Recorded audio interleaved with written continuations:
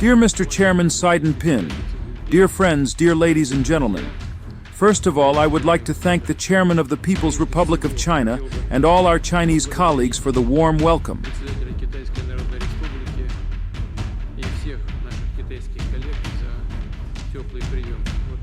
Now, the Chairman and I exchanged opinions when we walked into this room. Indeed, Chinese friends were able to create a friendly, warm atmosphere, and at the same time, a very pragmatic, business-rich, constructive atmosphere that helps us work.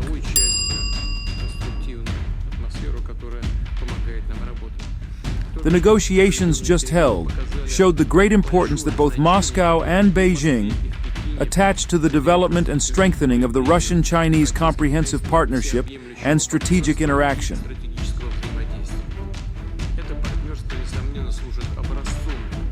This partnership undoubtedly serves as a model for how ties between states and neighbors should be built.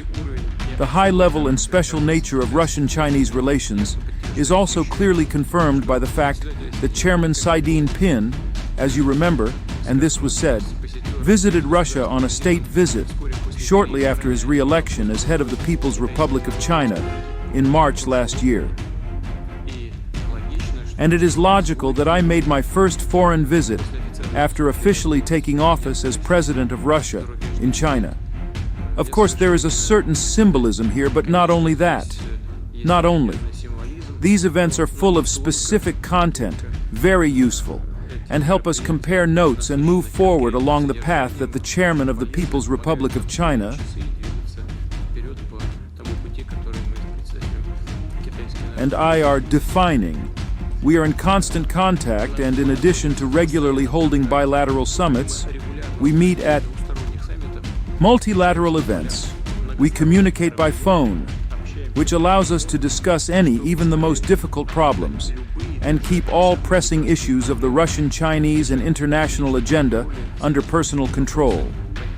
I would like to note that the current state visit is taking place in the year of the 75th anniversary of the establishment of diplomatic relations.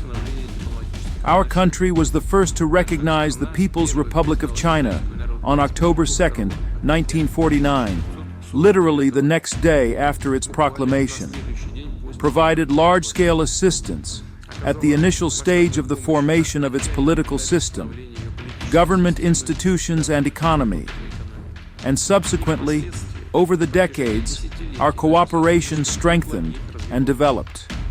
We have jointly accumulated useful experience in a multifaceted, mutually beneficial partnership. Our common heritage includes major achievements in a variety of fields. Today, in a warm, friendly, and constructive atmosphere, we discussed with President Xi Jinping the state and prospects of bilateral cooperation. We noted with satisfaction the intensity of the dialogue in the sphere of politics, security, high progressive dynamics, economic exchanges, expansion of humanitarian contacts, and effective coordination in the international arena. I would particularly like to note the joint statement we adopted, which set new large-scale goals and long-term guidelines for the development of the entire complex of Russian-Chinese relations. Their achievement will also undoubtedly be facilitated by the implementation of a voluminous package of intergovernmental, interdepartmental, and commercial agreements prepared for this visit. Of course, the topic of trade and investment interaction was a priority during our negotiations.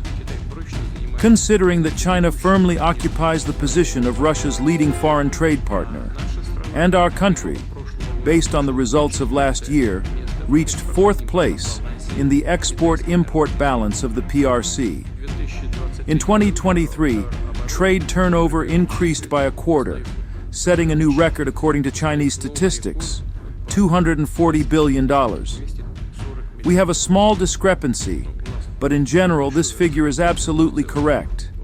I would especially note that Russian exports, I would especially note the growth of Russian food exports to Chinese markets, more than 1.5 times to $7.6 billion. In general, bilateral trade turnover for agricultural products increased by 40% to $9.7 billion. and there is every reason to believe that this segment of trade will continue to expand. Investment cooperation is actively developing, and the total volume of reciprocal investments is growing. Through the relevant Intergovernmental Commission, more than 80 priority projects worth about $200 billion are being prepared for implementation. The deepening of trade and investment ties was significantly facilitated by timely, coordinated steps taken to transfer payments between our countries' international currencies. The share of the ruble and yuan in Russian-Chinese commercial transactions already exceeds 90%, and this figure continues to grow. This means that we can say that mutual trade and investment are reliably protected from the influence of third countries and negative trends in global currency markets.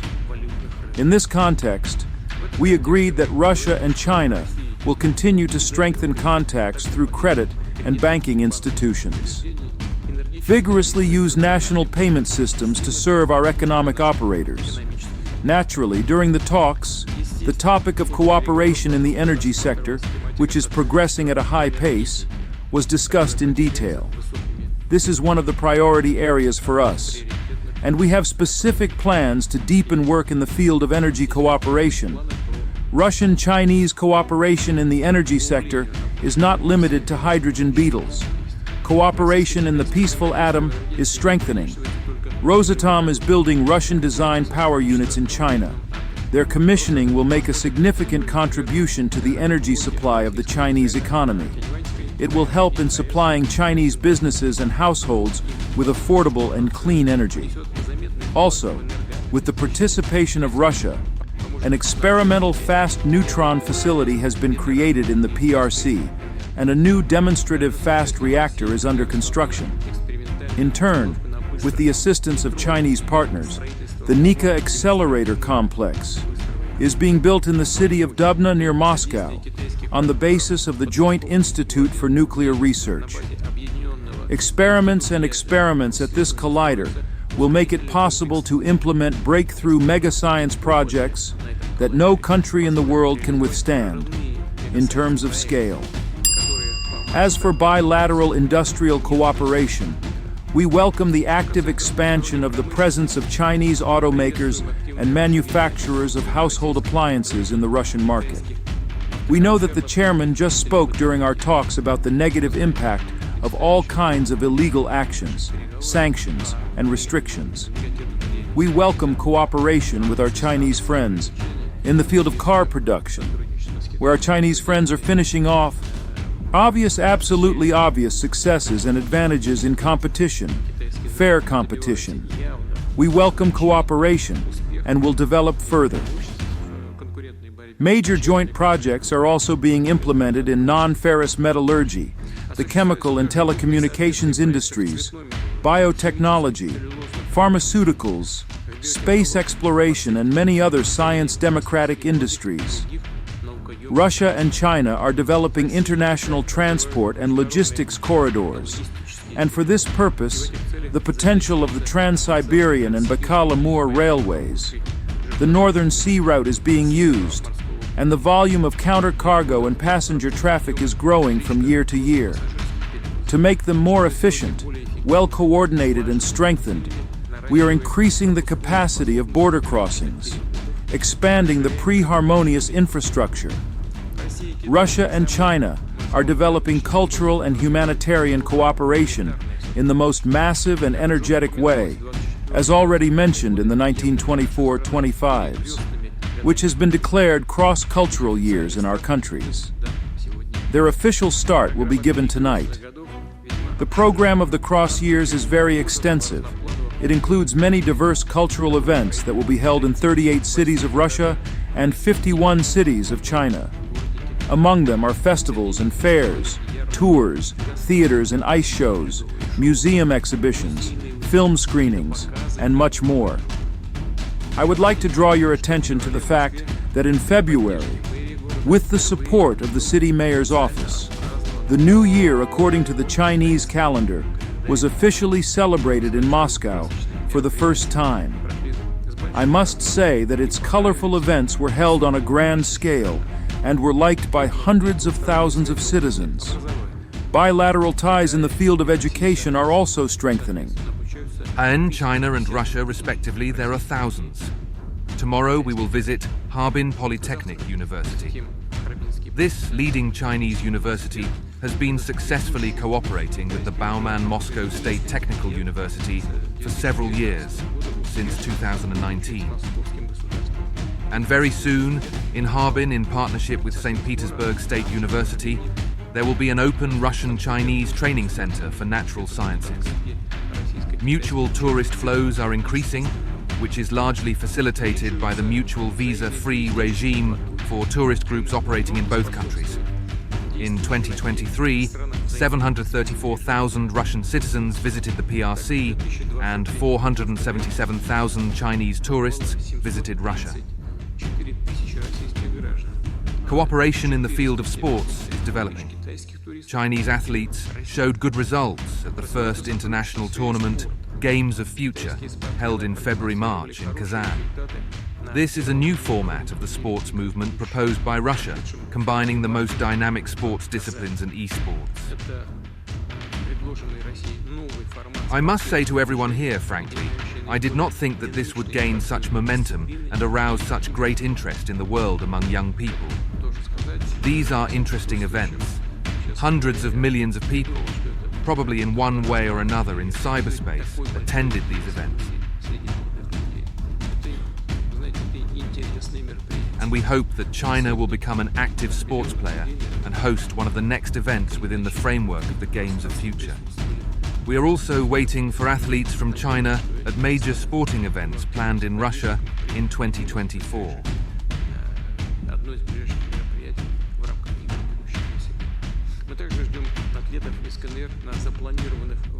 Like the BRICS Games, the Kids Asia Summer Games and the World Friendship Games.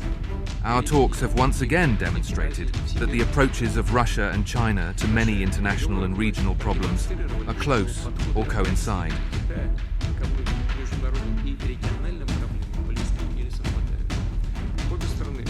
Both sides pursue an independent foreign policy. We are working in solidarity to form a more just and democratic multipolar world order, which should be based on the central damage and role of the United Nations and its Security Council, international law, cultural and civilizational diversity, and a balanced balance of interests of all participants in the international community. From this standpoint, Russia and China are fruitfully cooperating in BRICS, which Russia chairs this year, and in the Shanghai Cooperation Organization, which will take over China's chairmanship in July. Of course, our countries are determined to continue their efforts to align the integration processes within the framework of the Eurasian Economic Union and China's Belt and Road Initiative.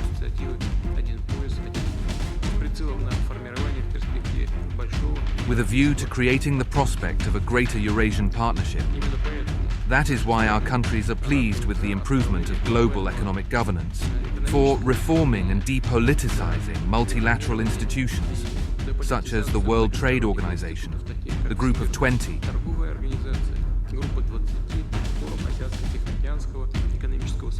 and the Asia-Pacific Economic Cooperation Forum, and bringing them into line with modern realities.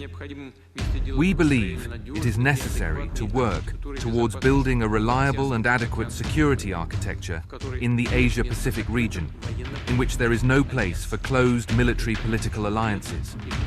We believe that this is very harmful and counterproductive in creating these alliances. We agreed with Chairman Xi Jinping in detail.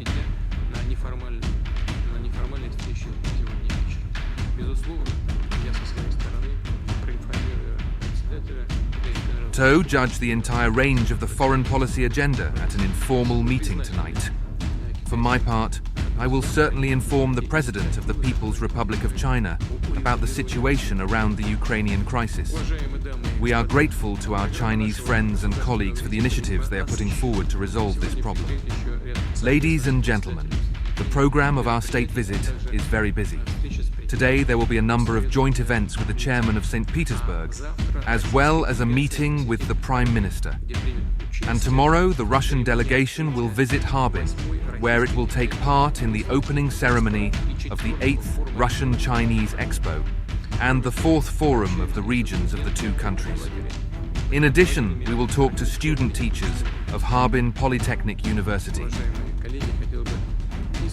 Dear colleagues, I would like to sincerely thank President Xi Jinping and all our Chinese colleagues for their hospitality. And I will say that the current visits and our talks will serve to further strengthen the Russian-Chinese friendship, which will contribute to the well-being and prosperity of our countries and peoples. Thank you for your attention.